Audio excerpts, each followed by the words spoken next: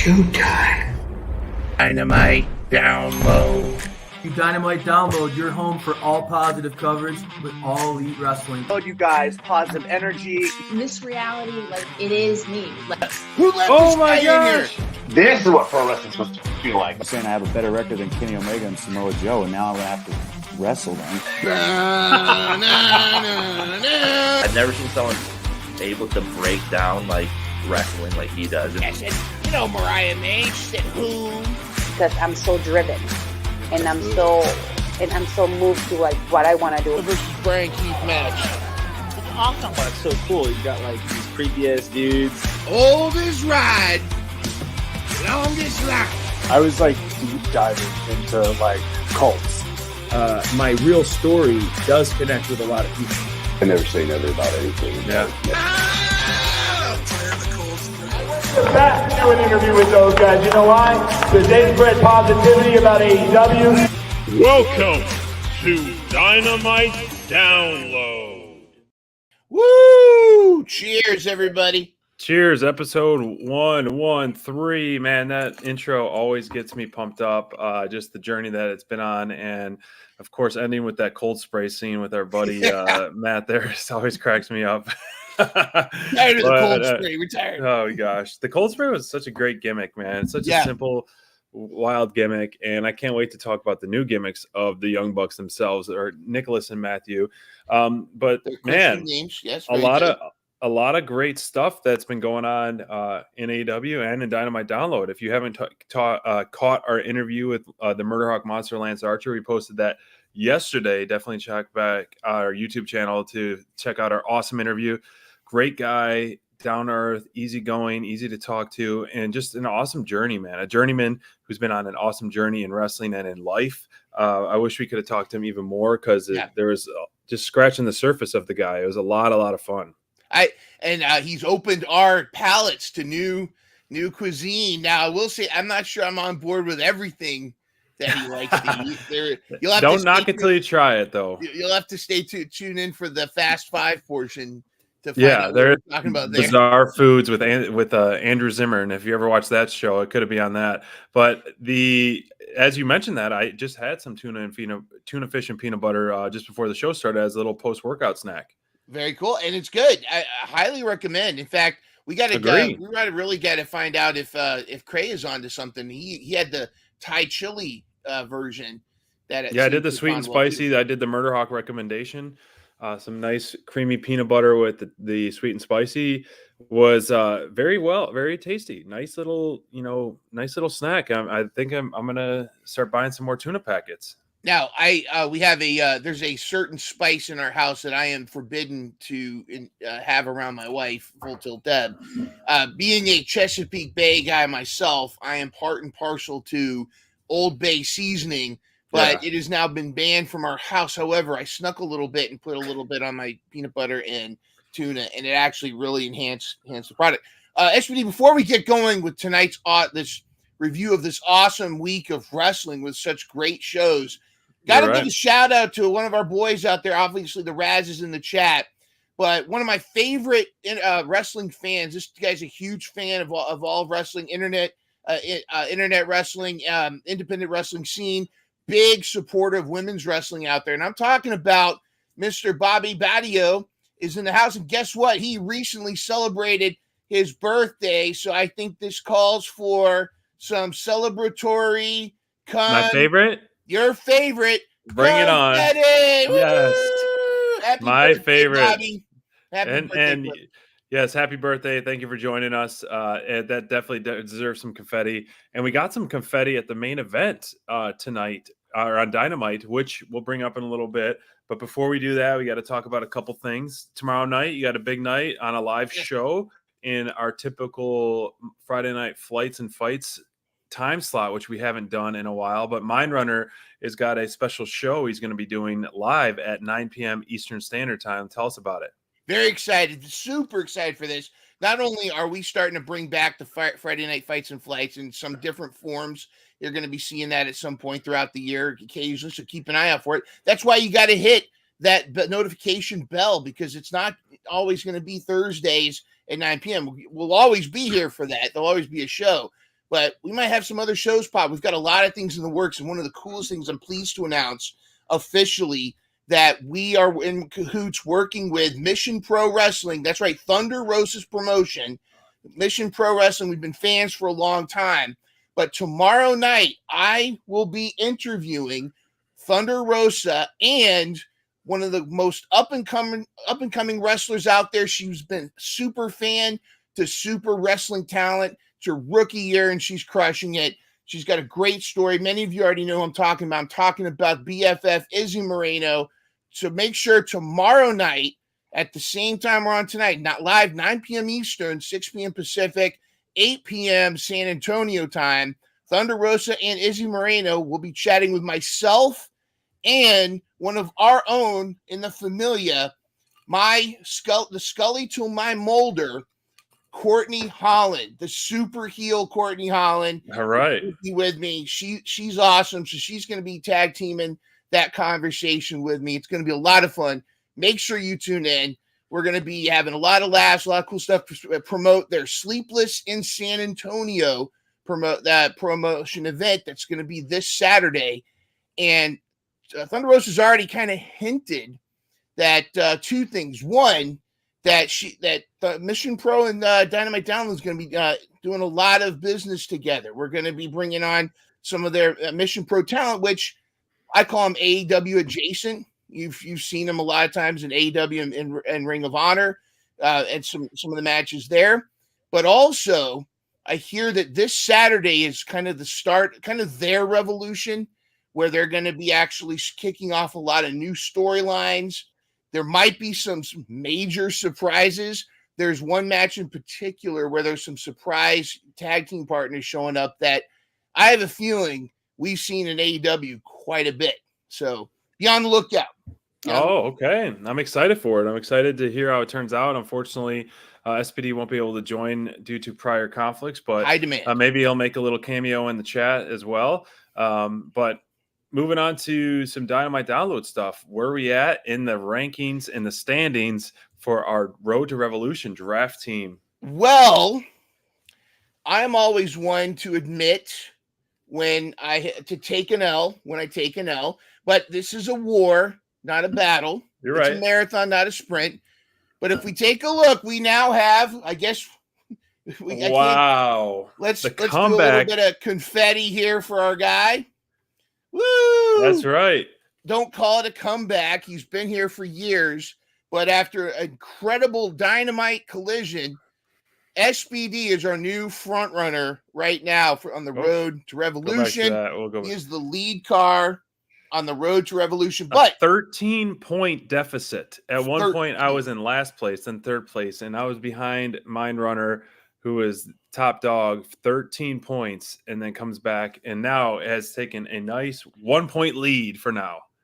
Call him the Kansas City Chiefs right now because he just came back from a sure crushing defeat. Not only that, Crayfish stalled this week. Now, again, I'm not here to make fun of Crayfish because we all know last time we were making fun of Crayfish in the rankings, he pulled that mess into the world and shot way up.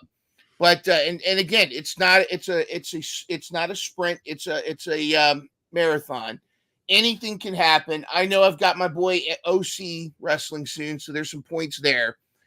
But it's going to be interesting to see. We got 12 shows left. I mean, including Revolution, that's 12 AEW televised shows if they're doing a collision before Revolution. Yes. Which I don't see why not, because Revolution's on Saturday or Sunday. Collision obviously is in their Saturday slot. So 12 shows could be a lot of stuff going on. So plus the event itself. Yes. So that's a lot of wrestling to cover still. So, I mean, we could even see this to get escalated into the 70-point range. You know, right now you never know with those trios matches and things like that. So, and don't counter out. Full Tilt Deb, you know, is not that far behind, and all it takes is a couple of those tag team matches going in, and boom, you're back in the swing of it. She's the queen for a reason. She is the queen we do not count her out. She is notorious for all of a sudden shooting up to the lead. And I understand that your gamble pick when we started this whole thing Matthew Jackson Mm-hmm. is going to have. The Jacksons are going to be in action this tomorrow night on Rampage. So possibly you might pick some points up for the Jacksons there. That's right. We haven't seen Jackson at all on my card pick up any points yet. Everyone else that has been on Team SPD has been in the ring, whether it be a win or a loss, but that was the final one for me. And then you're looking at your team right here. Who has, let's see, has anyone not shown up as of late? No, it looks like you have a full roster as well. Shibata. Oh, actually, Shibata, yeah. but you never know. Hey, that's Yeah. the joy of the draft, and it's a big picture thing that you never know what's going to happen. Let's talk about this because Dynamite last night was, as I've mentioned before to you guys in the sidebar chat, is I think top to bottom, easily the best Dynamite of the year, but I think the best Dynamite in a while. I was just fully entertained, especially the way they kicked off the show, which was absolutely fantastic. Over 20 minutes, I believe, of commercial-free wrestling in one of the hottest feuds in AEW, hottest feuds in wrestling, in my opinion, just really a home run, grand slam way to kick off the show. But top to bottom, you're looking at just all these matches and the road to Revolution and the involvement of the storylines and everything in between. There really was not a miss at all on this card. And not to say that there are misses on Dynamite, but it just felt so put together and just like excitement. The crowd, I definitely had a huge part to play in that because the crowd was hot to get go. I mean, how could you not when you have Hangman Adam Page and Swerve Strickland kicking things off on Dynamite, two of the hardest hitting and guys that have been featured so much over the last month or so, going to battle again for the third time and absolutely hitting a home run out of the park. These guys just absolutely delivered it. I didn't want the match to end, and we almost got more of it, but Hangman gave us for a swerve on this, man. But this card, what'd you think of the night before we got into the opening match? Well, I said it a bit earlier, but again, just to kind of reiterate what you said, like I can't quite say, and this is a good thing because it's kind of like who's the prettiest supermodel, you know? It's like what's the coolest sports car? It's like I can't 100% say this has been the best Dynamite so far because they've been knocking out of the park a lot lately. It feels They're like on fire. Dynamite's got its mojo back. I don't want to get into the CM Punk stuff, but there does seem to be a rear view mirror attitude from a lot of the drama of 2023. Good point. And like Crayfish made a point a while back about Samoa Joe being a great new flagship leader as the champion, but there's kind of a new tone, and a lot of the stuff that seemed snake bitten last year seems to be gone. I feel like I'm watching AEW again. I feel excited to watch. I mean, I'm always going to tune in and enjoy matches that, but there's so much for everyone. And, it's common knowledge now that Full Tilt Deb is not the biggest Bryan Danielson fan. Man, I know one of my goats. I know one of your goats. I understand her reasonings. I get it.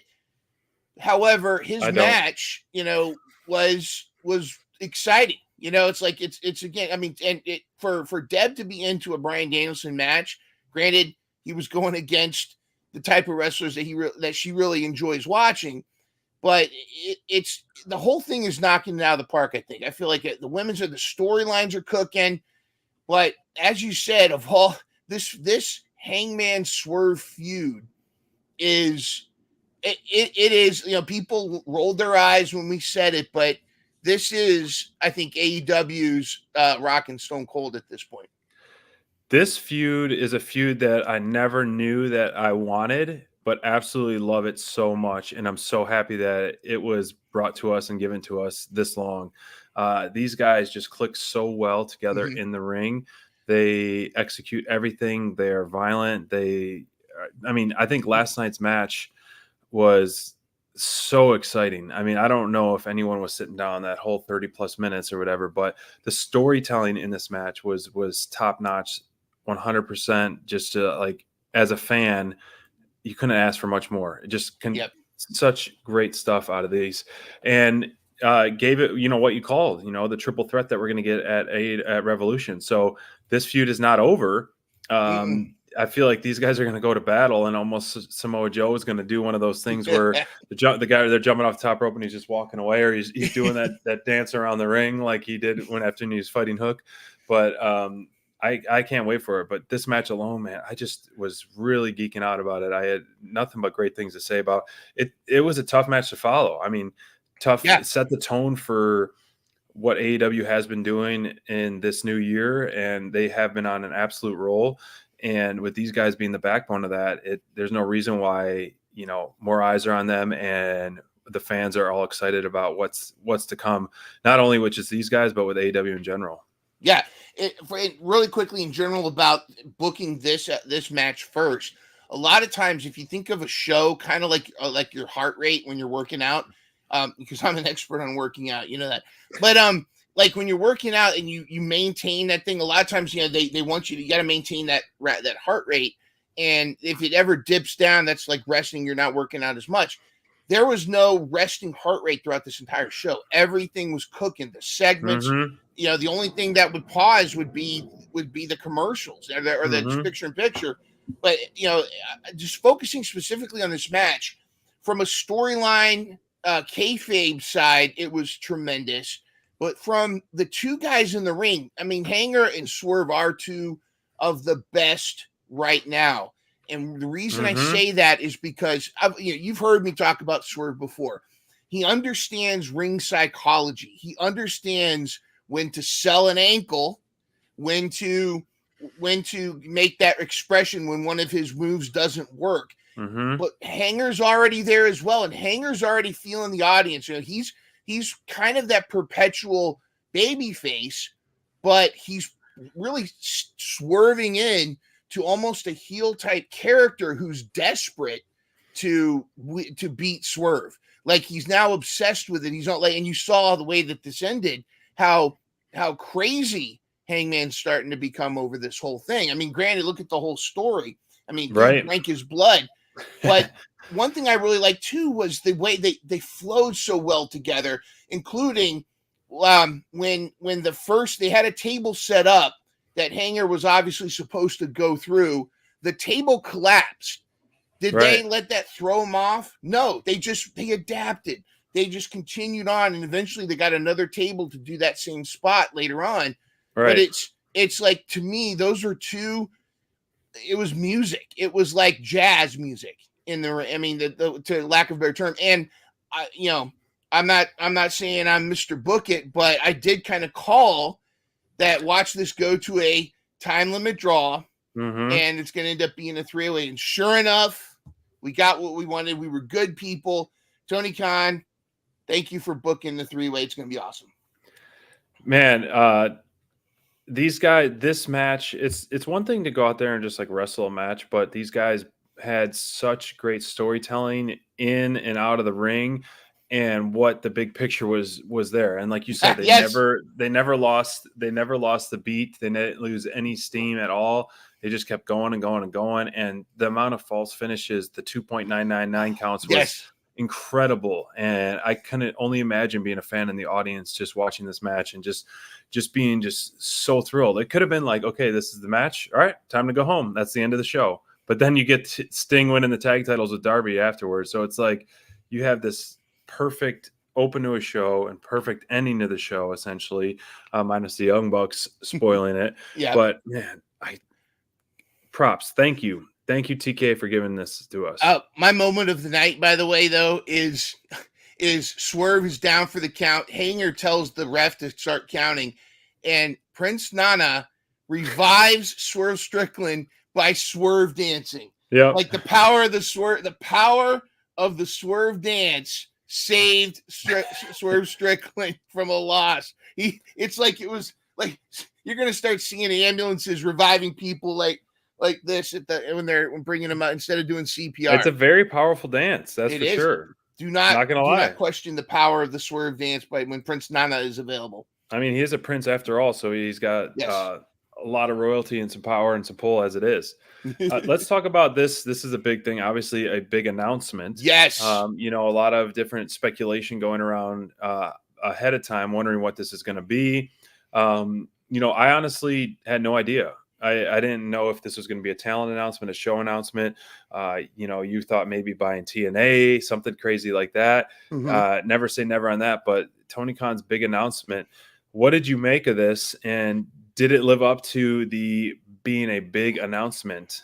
I got to say, I was extremely let down, because if you notice, they've got to get some people to really to really look closely at their graphics, because it's big business. But if you notice, they spelled Boston with 2 S's as boss. I mean, come on, that's not how you spell Boston. That's true. What were you trying to like pretend you're a boss of some kind, a legit boss? I mean, come on now. And Boston of all places. I mean, I'm a New Englander. I've got half of my blood is from New England. Half of my family's from New England. Park the car in the garage and Peter Griffin and all that stuff. But you got, but here's the thing, other than, what are you planning on doing? Why is this such a big business? What's so special about Boston? I mean, maybe there might be a couple hot free agents from there, but I mean, are we expecting Wendy Richter to show up or something and challenge Tony Storm? But Tony Khan's treating this like the first dance, where that turned out to be CM Punk's debut. But you're right. Oh, makes sense. They could be referring to Okada, because if you notice, when Okada's entrance music, it starts out with coins. So that could be. Doesn't it rain money as well? It rains money. So I think they're probably talking about Okada's debut. That's probably what the money is all about. It's certainly not about anyone else debuting who is from Boston. And how they would have you also feel been about and there's no reason. Now, I just want you to know, I'm wearing this Mandalorian shirt for no reason at all. Yeah.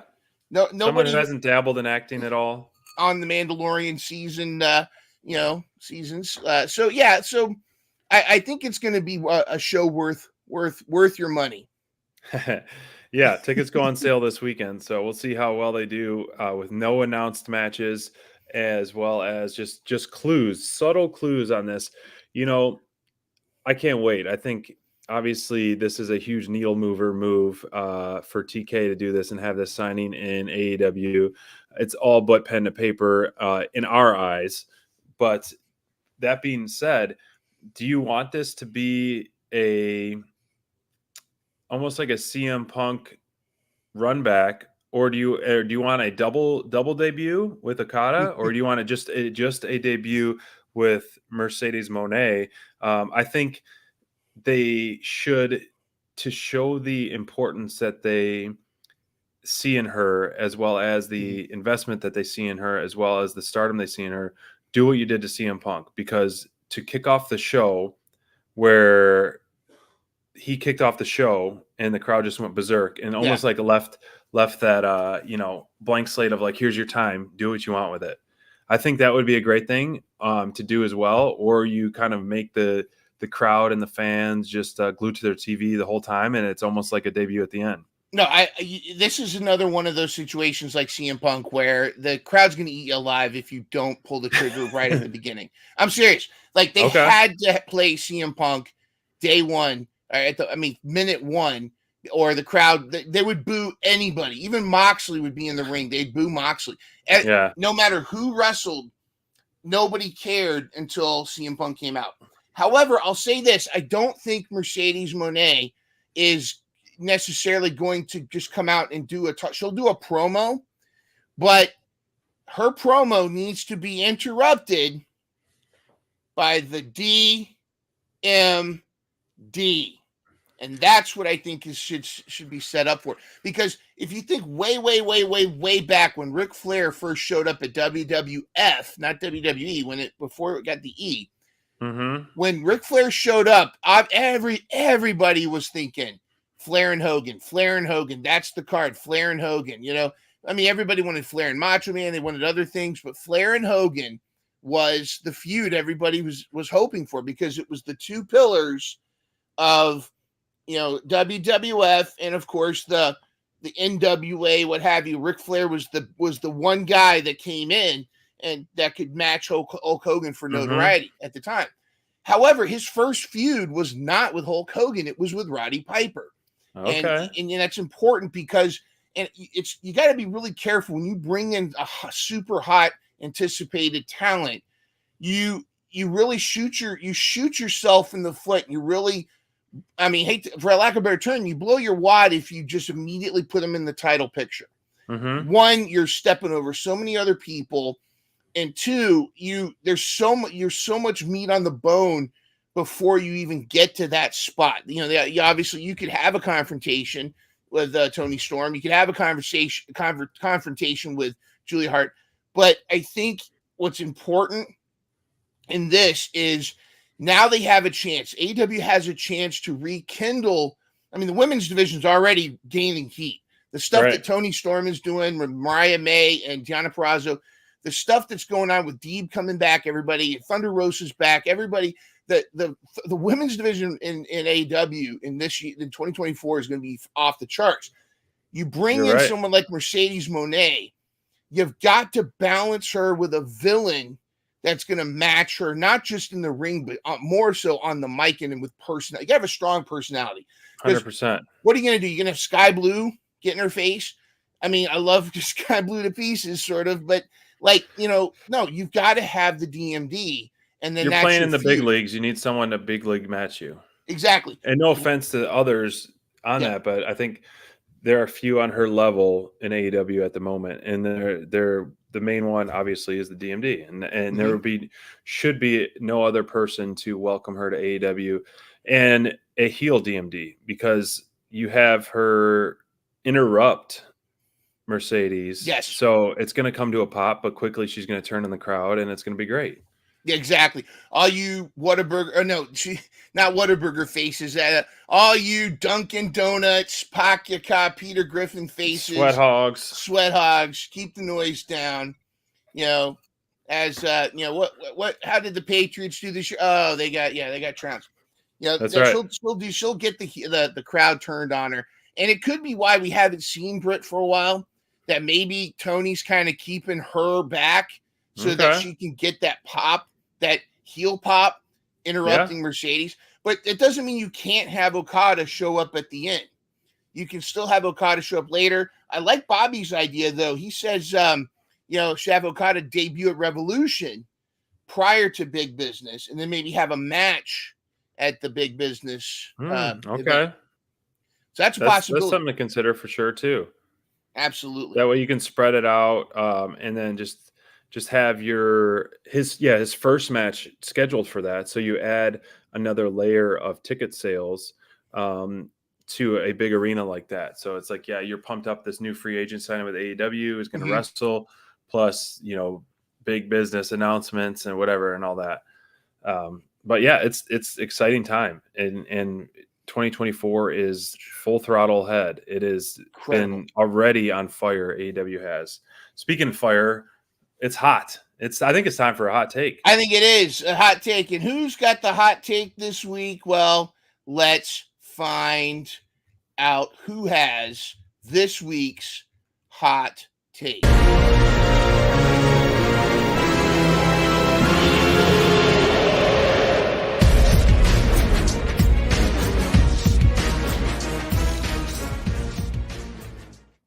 AEW has had a streak of awesome episodes that have really brought back some of that early AEW nostalgia, but also presenting new storylines.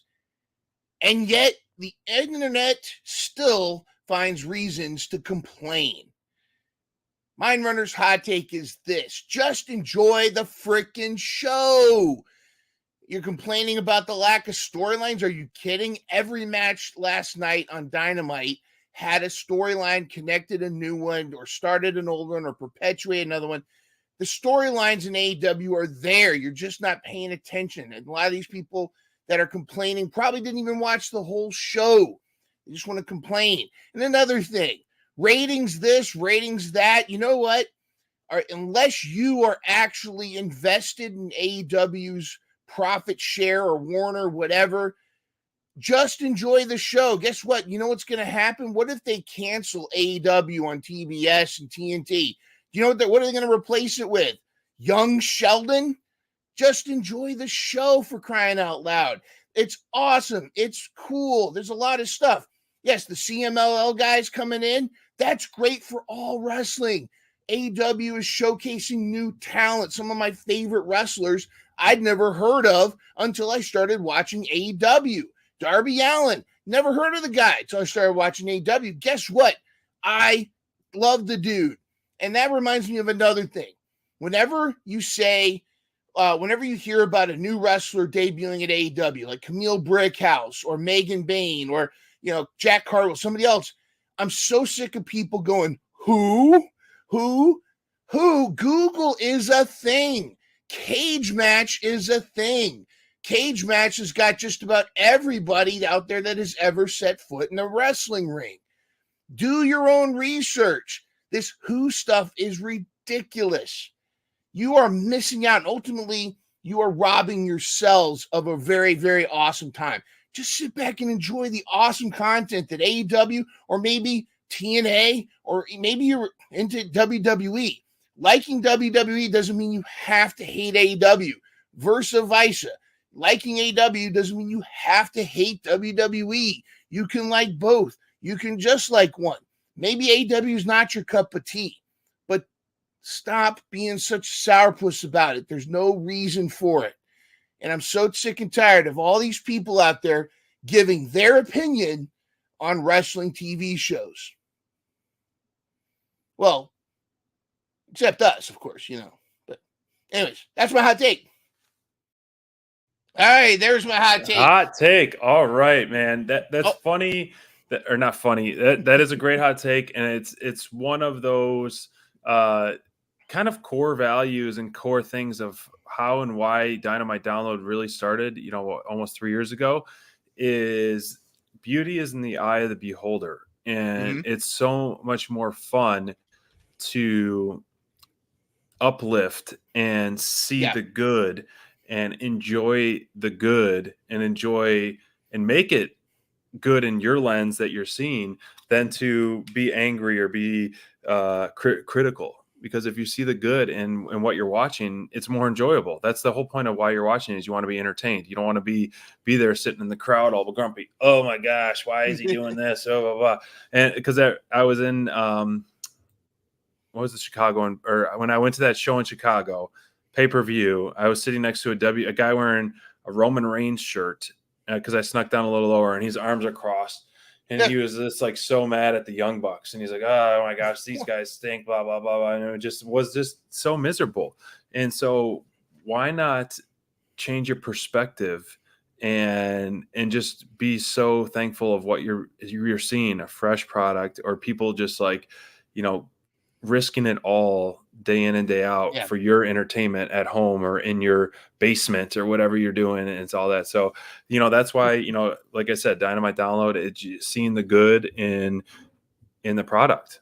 And it's your perspective. Exactly. It would be like watching the Hallmark Channel just so you can then tell everybody online how terrible the Hallmark Channel is. But, it's like, well, why are you watching it then? Change the channel. Go watch Pawn Stars or something.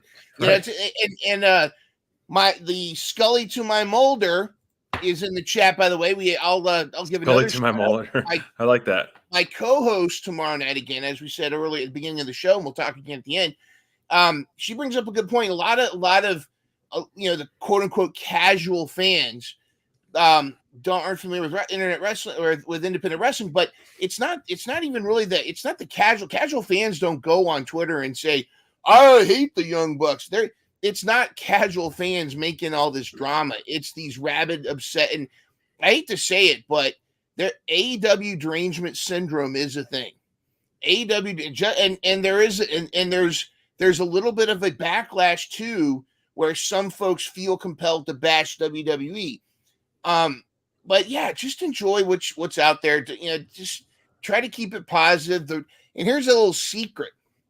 The WWE and AEW talent and TNA talent, they all know each other. They're all friends. They don't sit there. They don't turn their back because someone went to AEW or WWE. They're all friends. And if you want to support them, just support wrestling in general. It's a great, this is probably the best year to be a wrestling fan. You know, not to talk about Scott D'Amore. That mess is blowing my mind. That I don't want to talk about that. It'll get me in a negative headspace. But TNA is becoming the number 3. It's becoming another legit solid promotion that could give both WWE and AEW, not to say a run for their money, but at least a third option. So there's so much out there that's growing. It's a great time to be a wrestling fan. Sit back, enjoy the ride.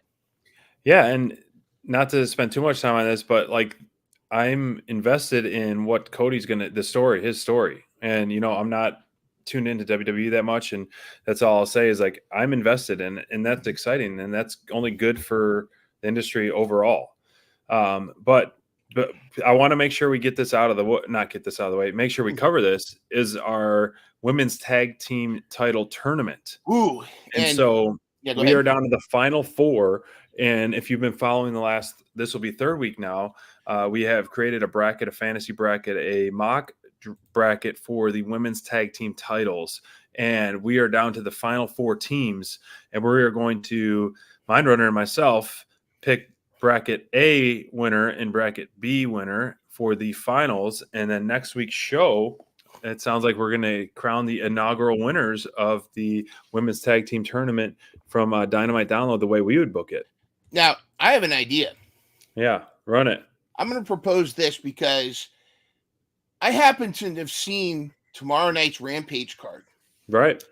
And as you know, we don't look at spoilers here on Dynamite Download. We watch spoilers, but we do know when they announce the cards. It's common knowledge.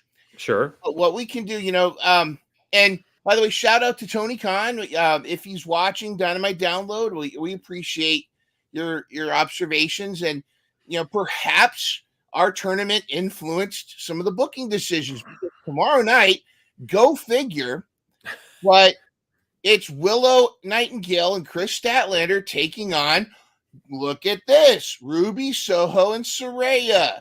So my proposal is let's let the actual outcome of that match determine who advances. So we're not going to mess with that side of the bracket tonight. All right. I support it. We'll let whichever team wins that match tomorrow night advance to the finals. We're going to let fate decide. We're going to let Tony Khan's booking decide this side of the tournament. Is it going to be Willow and Chris? Or is it going to be Saraya and Ruby? Let us know in the chat. Who do you think is going to win tomorrow night between these 4? Is there going to be some dirty shenanigans from the Outcasts? Is Stokely going to mess up somehow? What's going to happen? A lot of cool stuff. But on this side, let's talk about the B sides. We've got we're assuming everybody's healthy because we have Jamie Hayter and Britt Baker taking on the Instagram witches, Julia Hart and Sky Blue. After that upset over Thunder Rosa and Abaddon, they have advanced. So who on this side do you think is going to advance to the finals? So it's I know that I love that idea that you gave on bracket A, and we're talking about bracket B, but here at Dynamite Down, we are extremely passionate about the product. We love uplifting AEW, and it's just so ironic how often on our shows that booking gets put out into the universe in our armchair booking and our live show booking that just comes to fruition. It's really interesting how accurate we can be at times. And so what we're seeing on Rampage tomorrow night is very interesting. So to me, you can't stop momentum with the DMD and Hater. You got to keep them going. Whether they are facing Willow and Stat or the Outcasts, both will make for a inaugural finals match for the ages, pay-per-view worthy, in my opinion. That's my pick, and I think you're with me on that as well. It'll give some great experience to Heart and Blue, who are young talents with 2 seasoned vets in there, and it's almost like one day, ladies, you'll be on our level type of feud. I'm looking at the chat. It looks like a lot of people are pro Willow and Chris Snacklander. That's Courtney and Lou from the Bronx. They call her Snacklander, and you can figure out why. And I don't disagree. No, when we were making these brackets, that was definitely one of the favorites to win this whole thing early on. And not only because of the talent individually, but what we've already actually seen in AEW as them as a partner and team. Really a dominant force as a tag team that could and should be inaugural winners. But we'll see if Hater and DMD have anything to say about that, or if the Outcasts have anything to say about that in their match tomorrow night. I actually have to go with our buddy Brent here, though, because that part of the storyline with Snacklander and Willow has been Stokely's involvement, trying to break them up. Yeah, what's going on with that? Right. Yeah, trying to pull Chris Statlander exclusively with him and away from Willow's influence. So there's a possibility that the shenanigans won't be on the Outcast side, but rather be on the Stokely side. So Brent is predicting Stokely is going to cost Stat and Willow. I agree that that's likely going to happen. That's where I'm going, which would lead to a Saraya Ruby versus Hater, Britt Baker, which Britt Baker versus Saraya, or Britt Baker versus Saraya, Britt Baker, what have you, or Jamie Hater versus Saraya. That's definitely a feud that could possibly see itself repeat itself at All In and down the line. So at the United Center, or not the United Center, at Wembley Stadium. So all kinds of cool stuff. And wouldn't that be something if after Revolution, TK announces a women's tag team tournament? So that would be tremendous. Book it. That's for sure. Absolutely. You heard that? Yep, Tony. When you get a chance, just book it. Absolutely. So let's keep the train going on the women's division. Last night's match, we saw Deonna Purrazzo on commentary in a Toni Storm versus Red Velvet stirring it up with the champ. And just recently, Tony Khan, as we are on our show, announced Toni Storm is going to be facing Queen Amanita on Collision again. So she's back. She's the Collision queen. Yes. Right now. She is the queen of Collision. The queen is of herself. She's been having match after match. So Toni Storm is going back to back, 2 matches in 1 week. That's good for Team Mindrunner, holding on to her as well. But, the story wasn't necessarily the match. Obviously, this is just getting us more hype and build for what's at stake at Revolution. And the match itself, I liked Tony's new finisher, the ankle lock. Or the break a leg, as she's calling it, which is very fitting for her character. And then the face-to-face at the end. And I think I'm loving this side of Deonna, like the way she's really leaning into that, just like snarky, cocky heel.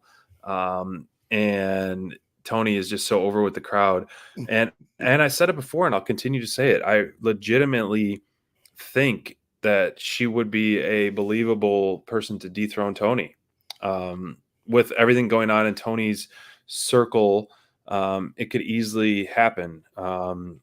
Where do you, I know we're not on our pre-show, but what do you think of this match, and what do you predict as of now, the landscape of what's going to happen in Revolution? First of all, just look at this graphic. Everyone in this graphic is tremendous, or on my favorites list.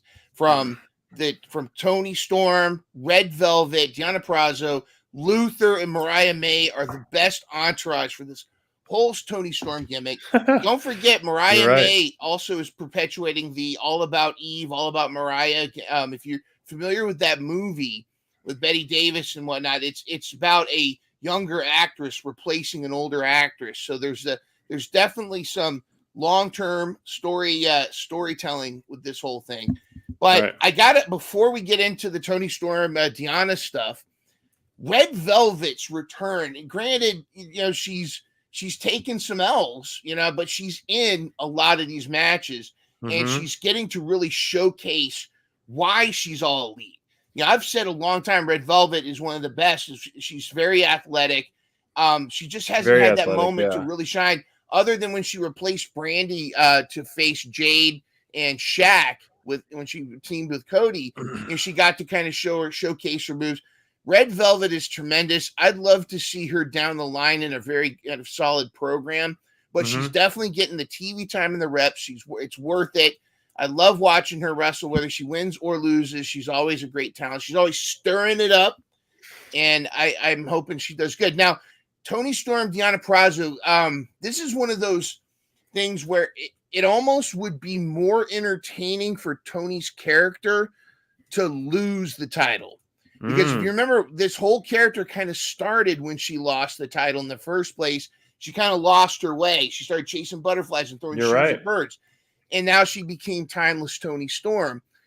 But there's also the storyline with Mariah May. As Mariah, could Toni lose the title? Mariah May continued to get success, and then Tony's bitterness at losing the title, she starts to take it out on Mariah and eventually building a feud.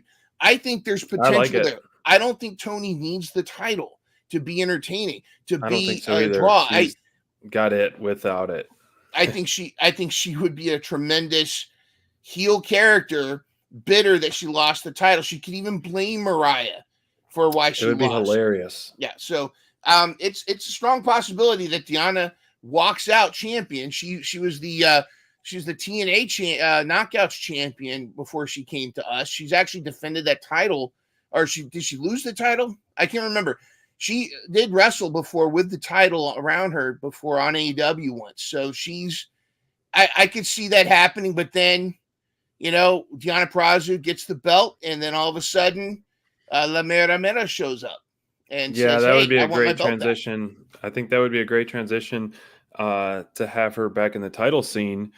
It would be also fitting for TR to face Toni, because that was who was the interim champ after her, then turned champ. So that would be a nice revisit there. So I could definitely see that happening as well. But you're pinning babyface against babyface right now. So Toni is a natural babyface transition, because she's transitioning naturally to babyface, just like the Bullet Club is doing that, just like Swerve Strickland is doing that. Yeah. It's when you have such a good gimmick like what she's got, you're gonna get, the fans are gonna turn on you in a good way and just support you and uplift you. Which what we saw with the Hangman Swerve match is everyone's whose house? Swerve's house. Even the commentary team was doing an awesome job. They're like, 90% of people, Excalibur is saying 90% of people here are cheering for Swerve. Yeah. So they're going all in on him switching to babyface, which is awesome. It's funny because you could hear a faint cowboy shit chant for a couple of seconds and then it just died. It's a shame. I wish it was 50-50 because I love when crowds are split like that.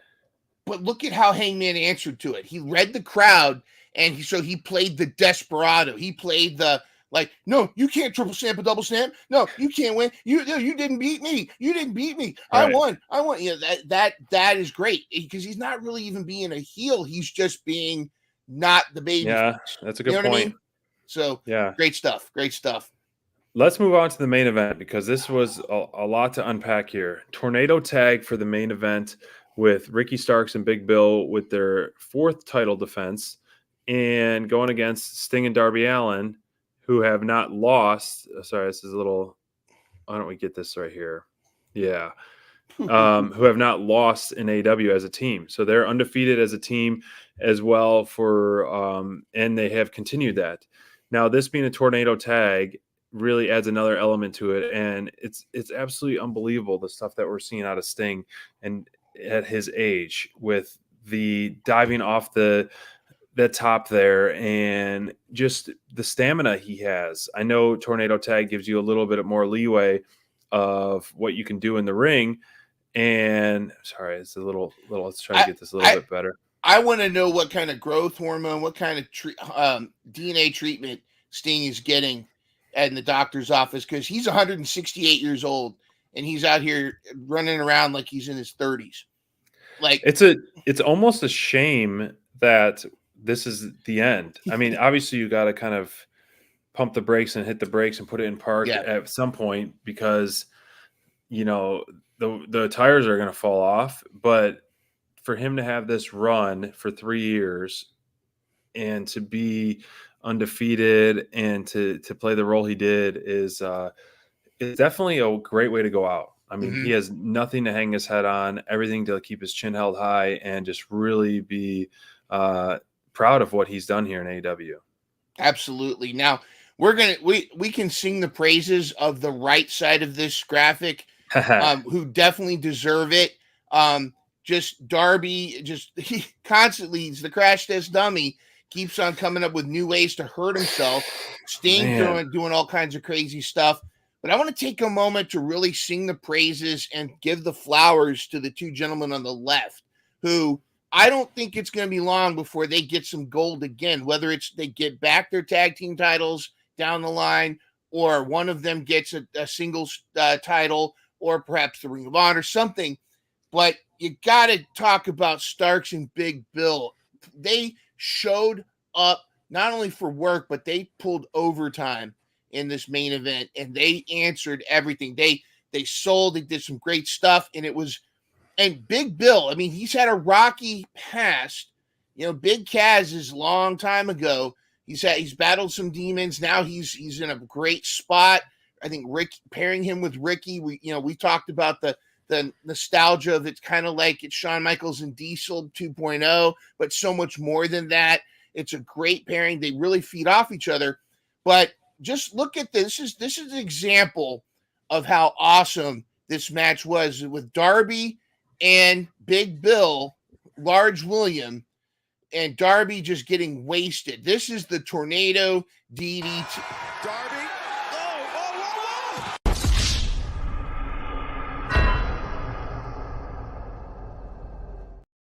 Right there is a classic example of how this match was, and that's why I feel like we've got to sing the praises of those two guys. What's the matter? Your back hurting a little bit? My back hurts just watching that dang thing. I mean, some of Darby's matches, I literally wince in pain for him. Yeah. But I'm glad you showed that clip, because that move through the ropes, the catch and the boss man slam, and for Big Bill was one of the best things I've seen in terms of a catch and move through a rope ever. And I think it was executed so perfectly.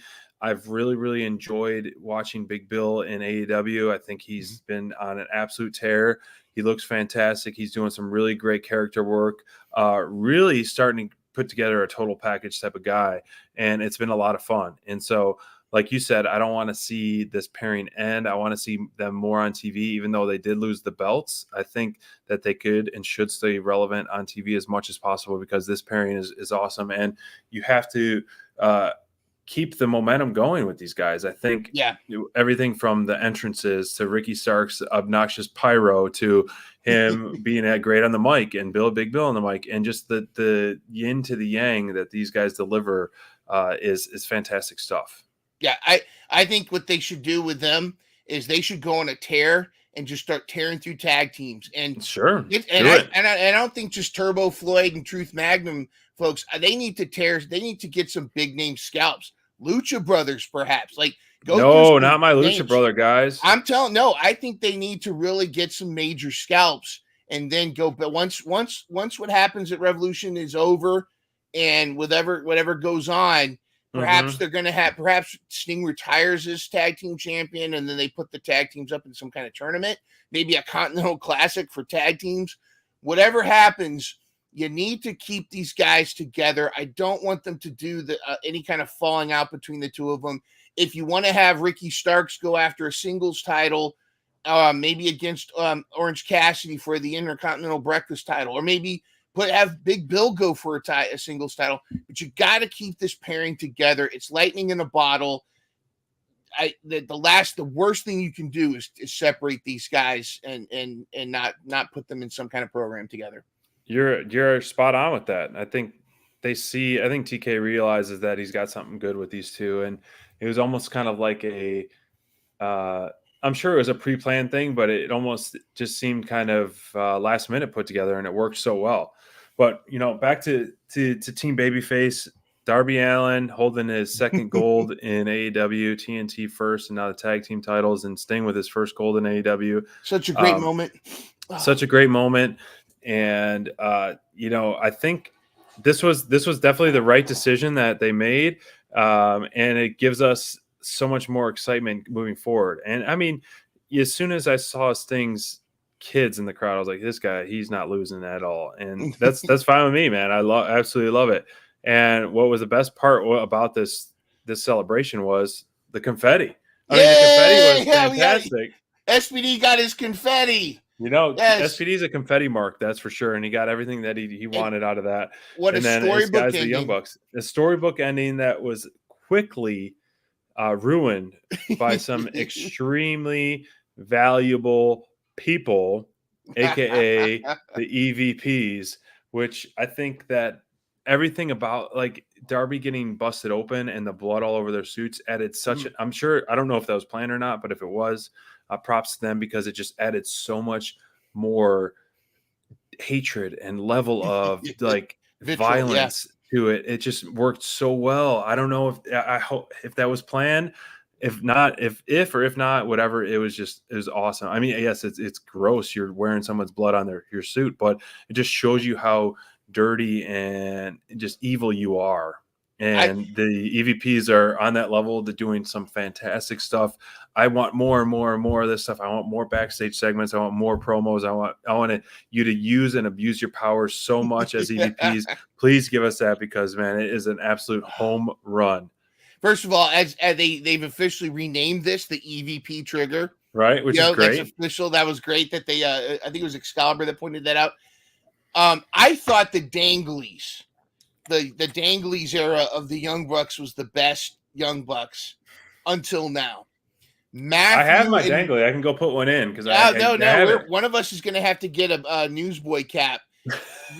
This EVP heel Young Bucks gimmick just makes me smile, because you just know they're just loving this kind of stuff. I've always said the best Young Bucks are the heel Young Bucks, because there's so much subtlety. And if you're a casual fan, you can tell they're these pompous jerks, jagoffs, whatever. But if you are deep into the cut of the IWC, of the Internet Wrestling community, you know a lot of the criticisms, you know a lot of the unhinged hate for the Young Bucks. So when I talk about AEW derangement syndrome, a lot of it gets on to the Young Bucks, and it's so funny when they kind of turn that hate on its head and use it for fuel for their characters. It's so cool that, and they're it's very meta, the stuff that they do, and to be such great heels at it.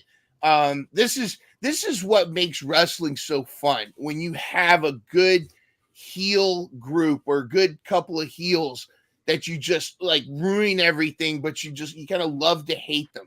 To me, that's what made early MJF so good.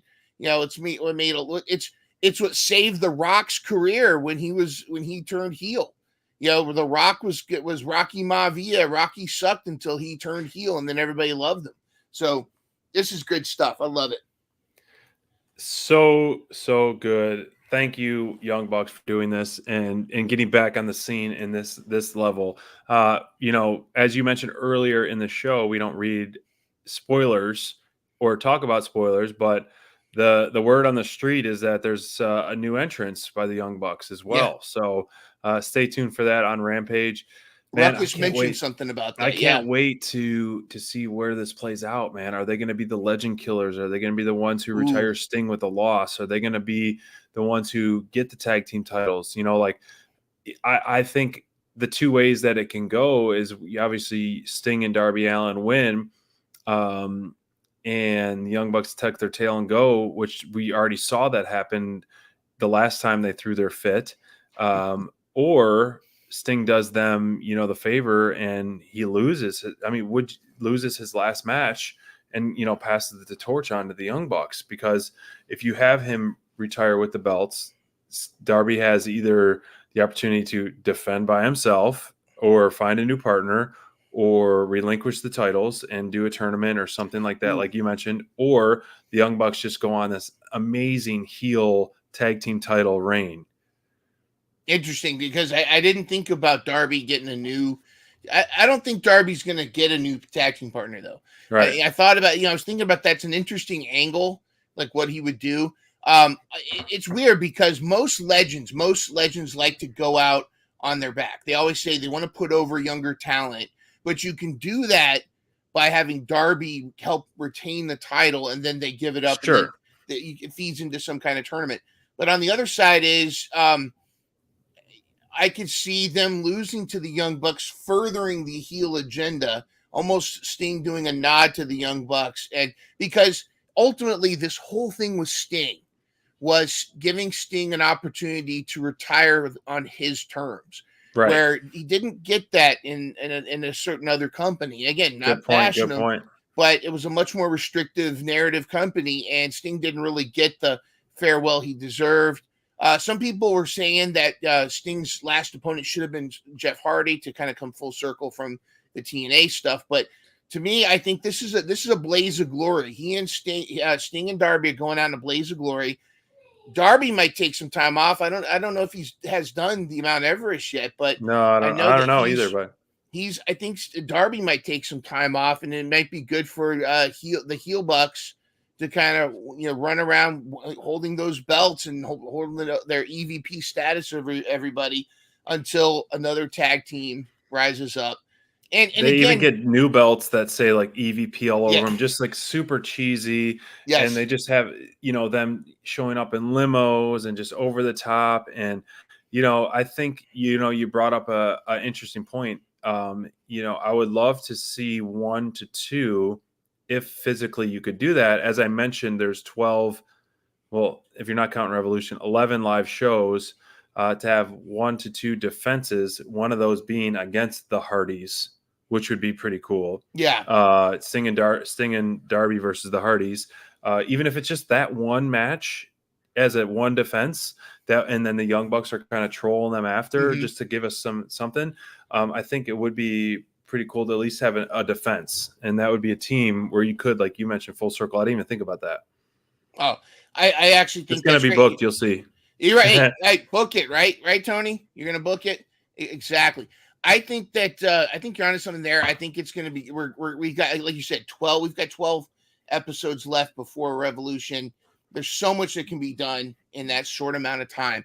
Also, just again, Bobby brought up the Private Party. You look at the tag team landscape again is starting to grow. Like when AEW started, it was had the best tag team wrestling division. It had best tag. I mean, hands down.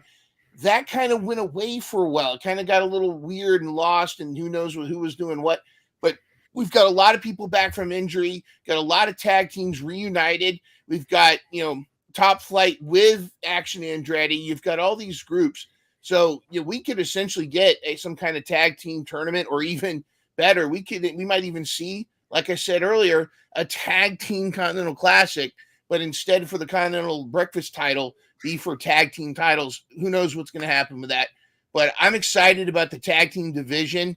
It's going to be interesting to see how everything goes. And I feel like the EVP Young Bucks are the best Young Bucks right now. If they win I got to work on it. I got to see if I can get a white suit for our Revolution preview show or something like that. Yeah, we got to get in a. You should wear a white suit to Revolution. And a newsboy hat. You should. Well, it's all right, because I'm going to get recruited by the Righteous, though. The Righteous are going to see me and think I'm Dutch. Oh, that's true. They might think you're Dutch. Come over here. Oh, no. All right, guys, we're going to wrap up for Dynamite Download episode 113. But if you didn't catch us earlier, special live show tomorrow night, 9 p.m. Eastern Standard Time with Mind Runner and Thunder Rosa and Izzy. It's going to be a live show talking all things Mission Pro Wrestling, all great coverage from Dynamite Download. So tune in live at 9 p.m. Eastern here on YouTube, Instagram, as well as X.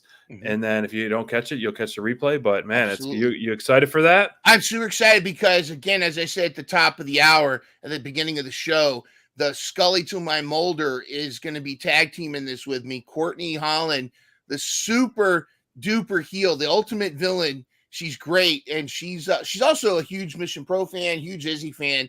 We're gonna have a great time chatting. She's gonna be on there with me. This is why going forward, I'm telling you all the stuff we've got cooking right now with Dynamite Download, and it's thanks to you fans for supporting us, for helping us keep the positivity going. Because anybody could just easily go for the tea and the hot takes and get get attention, but the wrong kind of attention.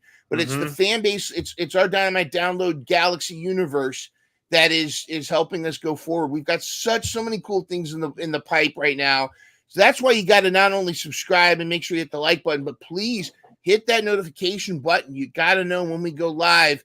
There's some cool stuff coming up that won't just be on our Thursday show. You want to stay tuned. Don't miss it. That is right, baby.